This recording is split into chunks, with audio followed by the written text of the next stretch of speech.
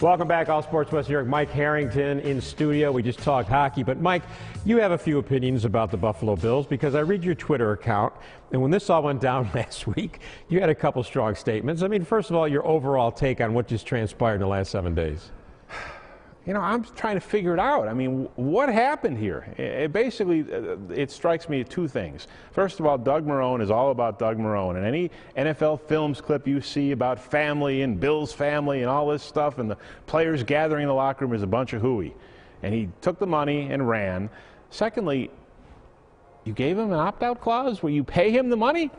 What kind of agent does he have? He had a shark, and the Bills let him get away with it. I still can't believe that one. So now you have to go past that point and realize Marrone is gone and focus on the next step. But it's hard because it's still shake your head kind of stuff that this went down as fast as it did. Now, from what I'm understanding, the people at One Bills Drive are basically saying, you know, Detroit okayed that clause because if Mr. Wilson no longer owns the team, what does Detroit care if Doug Marrone leaves the team? So that's what we're hearing, but yeah, it was an unbelievable out. Never heard of anything like that before.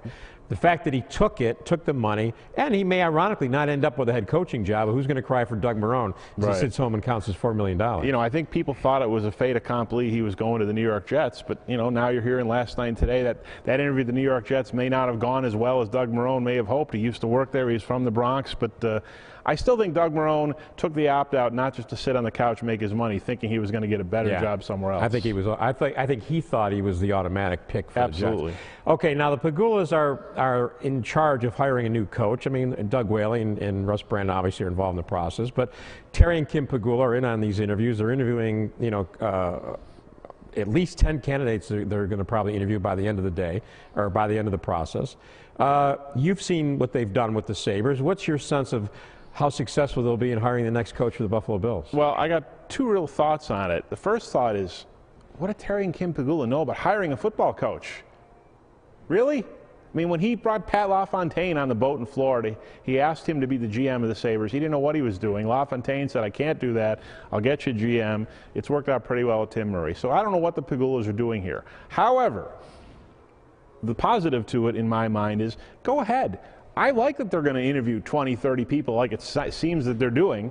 I mean, to me, why not get as much information as you can? They're neophyte owners. Let's interview everybody. Get as much information as we can. I don't think that necessarily is a sign of weakness, a sign they don't know what they're doing. I just think they're trying to glean as much information as they can, and maybe that's a smart way to go. Well, this is a very critical move early in their ownership because having gone through, now Fred Jackson said last night, he's played for 5 coaches if you count the interim coach, you know, about 8 years ago, the Giants defensive coordinator. Perry Fewell. Yeah. So, you know, Jackson's going to be 34 years old in a month.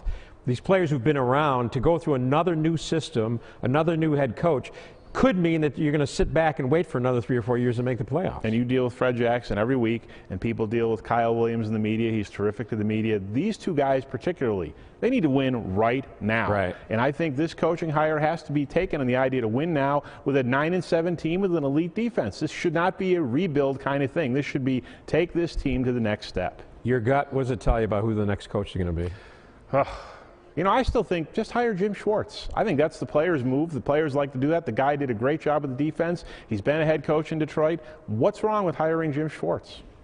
The T-shirts could come back out. The Schwartz be with you. Remember that from, what movie was that?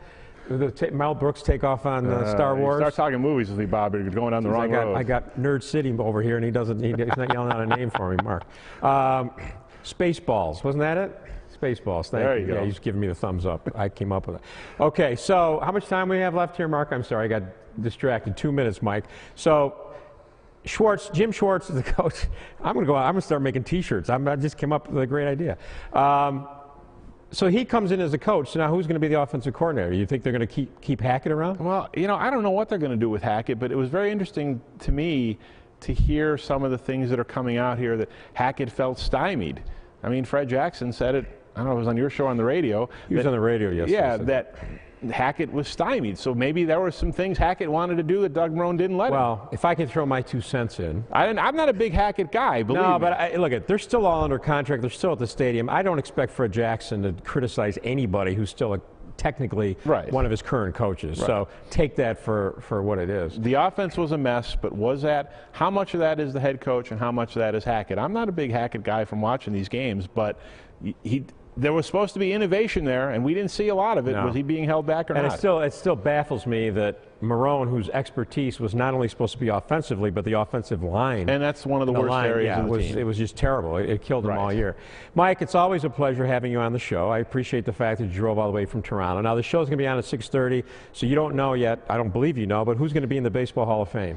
Yeah, it's a tough one. I mean, there's automatics of Pedro Martinez, John Smoltz, I think for sure Randy Johnson, and then we'll see. Craig Biggio, Jeff Bagwell, Mike Piazza, Tim Raines.